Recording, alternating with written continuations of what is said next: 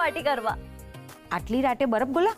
પણ અત્યારે હા હા, પણ એ પહેલા તમારે મને એક પ્રોમિસ આપવું પડશે. એ પણ હાર્ડ પ્રોમિસ. હા, કરો હાર્ડ પ્રોમિસ. તમે ત્રણે આ વાત કોઈને નહીં કહો. આ આપણી સિક્રેટ છે. પ્રોમિસ? અનુશ્રી, જો નારાજ થઈને સૂઈ ગઈ. એ અનુશ્રી બેટા, જે થઈ ગયું એ વીતેલી કાલ હતી. હવે એને ભૂલીને આવનારી કાલનો વિચાર કરવો પડશે ને બેટા, જે હું જોઈ રહી છું. હવે તારા લગ્નના દિવસો આવી ગયા, આટલી નારાજ રહીશ તો કેમ ચાલશે બેટા? અનુશ્રી, આ ટેડી બેરને અનુશ્રી બનાવીને આટલી રાતે આ છોકરી ક્યાં જતી રહી? અનુશ્રી!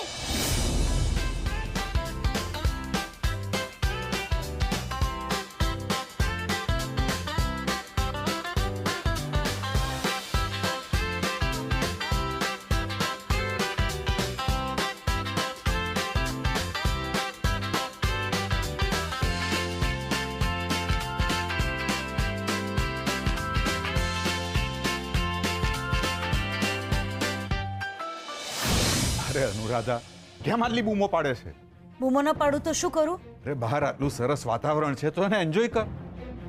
તું તો બહાર વાદળો ગરજે છે ને અહીંયા તું. બહાર વાદળો ગરજે છે ને એટલે જ હું ગરજી રહી છું. આ જુઓ, ગમે ત્યારે ધોધમાર વરસાદ પડશે ને તમારી અનુશ્રી ઘરમાં નથી. અનુશ્રી ઘરમાં નથી તો ક્યાં ગઈ?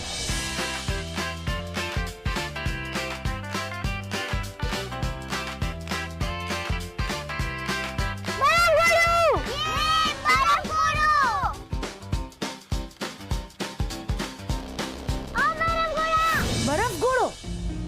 આટલી રાતે કઈ બરફ ગોળો ખાવા જવાય? અને તમે એને જવા કેમ દીધી?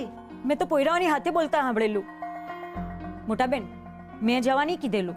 અરે તું રૂપાબેન પર શું કામ ગુસ્સે થાય છે? એણે તો આપણને અનુશ્રી વિશેની માહિતી આપી ને.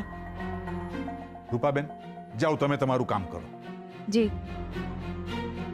બરાબર છે, અનુશ્રી પર જ ગુસ્સો કરવો જોઈએ. આટલું પણ ભાન નથી એને. ને તમે તો એને કઈ નહીં કહો ને. મારે જ કેવું પડશે. એની કોઈ જરૂર નથી. હા, અનુશ્રી બરફ ગોળો ખાવા ગઈ તો ભલે ગઈ. અરે ઉલટાનું તારે તો ખુશ થવું જોઈએ. એનો મૂડ સારો છે. તમે તો એમ જ કહીને છૂટી જશો, પણ જો એને કઈ થયું તો સાંભળવાનું તો મારે જ ને. ના અનુરાધા, હું એટલા માટે કહી રહ્યો છું કે અનુશ્રી હવે આપણા ઘરમાં થોડા દિવસો માટે જ છે. પછી તો લગ્ન કરીને જતી રહેશે કાયમ માટે. પિતાને ત્યાં જીવેલી આ ખુશીની પળો દીકરીની યાદોમાં આખી જિંદગી મઢાયેલી હોય છે.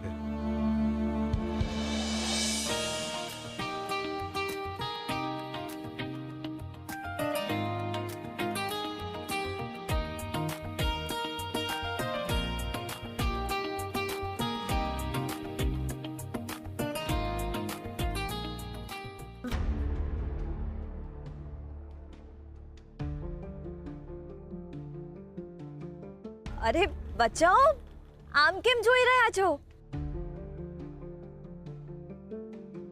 બરફ ગોળા જોવાનો નહીં, ખાવાનો હોય. તમે બધા ખાશો બરફ ગોળો?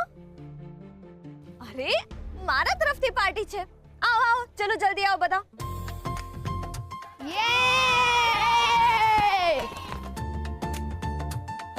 કાકા, આ બધાને છે ને દિલ ખોલીને બરફ ગોળો ખવડાવો.